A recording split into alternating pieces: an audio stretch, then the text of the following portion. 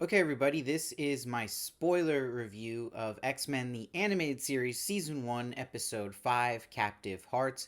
This originally came out January 30th, 1993. Before I jump into my review, please subscribe. I'll be reviewing everything X-Men, whether it's Lego, TV shows, animated movies, you name it. So please subscribe. I can use all the help I get right now, starting out as a new channel. So the two important things about this episode is Storm develops into a better leader, and we start this crazy love triangle of Cyclops, Jean Grey, and Wolverine and really get into it. But what's also cool compared to the other episodes we've seen so far of this show is that finally we get to see Jean Grey into some action here.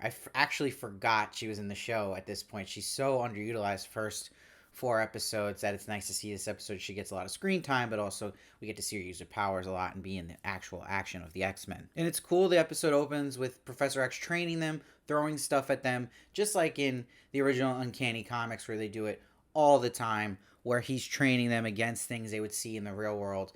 Always fun to watch that with the X-Men, but we see it develops this problem again Storm has of claustrophobia, which is coming from a childhood trauma. But what's interesting this time when she flashes back to it, and it's during the training session when the ceiling's coming down, the girl this time isn't Storm. So you would assume it's either a friend that was with Storm at the time, someone she failed to save, or someone she loved. But again, I love how they just give you breadcrumbs about what's really going on. It just makes you curious what happened in Storm's past, but doesn't give it all away yet. And she says, I do not desire to lead, Professor. My claustrophobia puts the others at risk.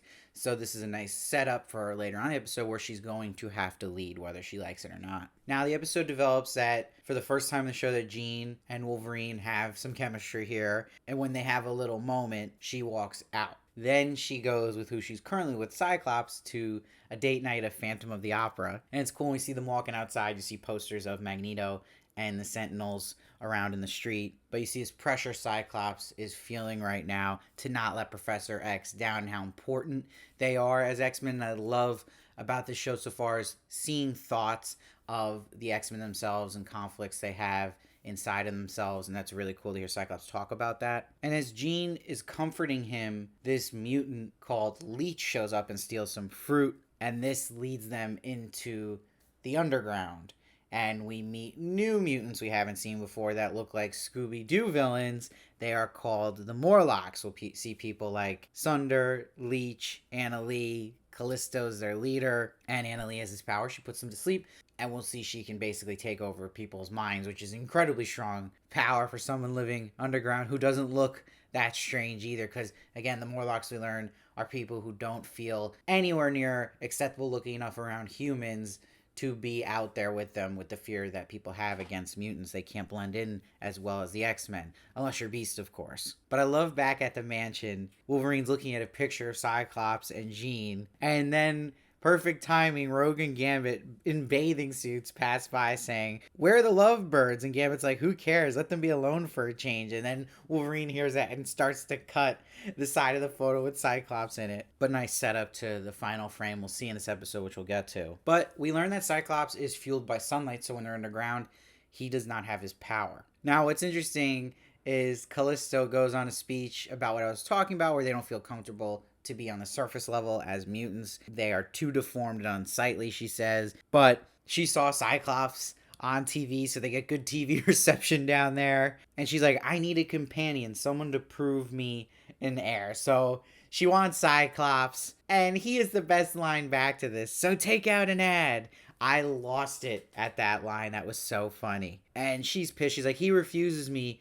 Destroy her, talking about Jean, who's hanging on a chain here, but she's able to break out of her chains. Like I said, we get to see her in action, which is awesome here. And she goes, forget it, lady. Scott's my date. So funny. And she's able to communicate just enough with Xavier to let him know they're in trouble, which was cool to see that power someone like a Jean could have that's so important to connect to Xavier. So Storm now has to face her doubt in herself as a leader and has to lead Gambit, Rogue, and Wolverine to save Cyclops and Jean Grey. So at one point they're crawling through this tight space, of course, and that's gonna be the claustrophobia acting up. And I love Gambit's like, help her, she's not gonna make it. And Wolvie's like, let her ask. And he's like, shh, that was so great. But then Wolverine goes to rescue Jean from Laura Lee, who's making it seem like Jean likes her and is her mom. But then Jean Grey is worried about Cyclops, run after him, sees he's dead, but Wolverine's like, Cyc has his problems, but he don't smell like a Morlock, and realizes it's not really Cyclops who's laying there. And we get this pretty cool Morlock versus X-Men showdown here underground. And there's a big moment here where the old woman gives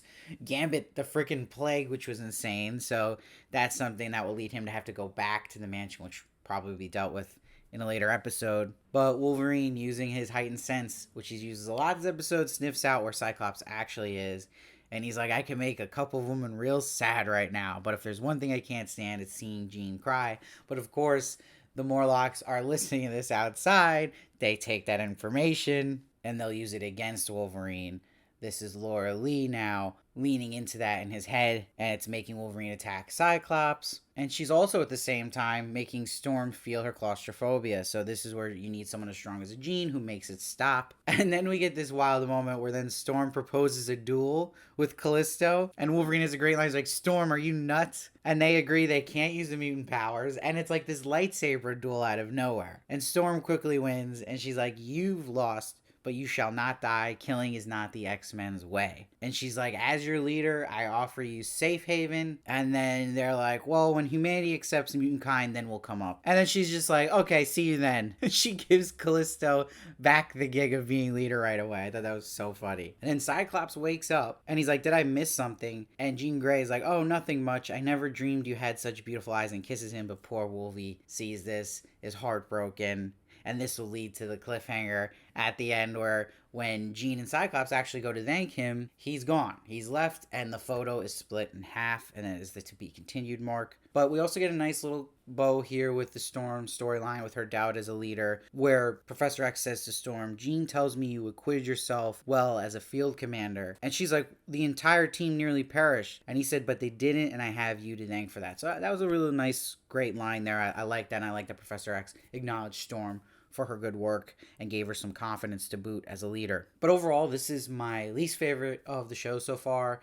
I don't think the Morlocks are that interesting from my first time seeing them in the show, and I think it kind of just goes on its little own path here, and the most important things you can take away from that is the character development from Storm as a leader and developing this love triangle with Cyclops, Wolverine, and Jean. And at least we got to see Jean in some action, but it's not really the best episode. In my opinion, it's not as tight as some of the other ones, and I feel like that it just wasn't that exciting to me, but I still really enjoyed it. And like I said, those things that stick out that are important in developing certain character relationships are still really good, and there's still some really funny moments as well. So I'm going to give this one an 8.1.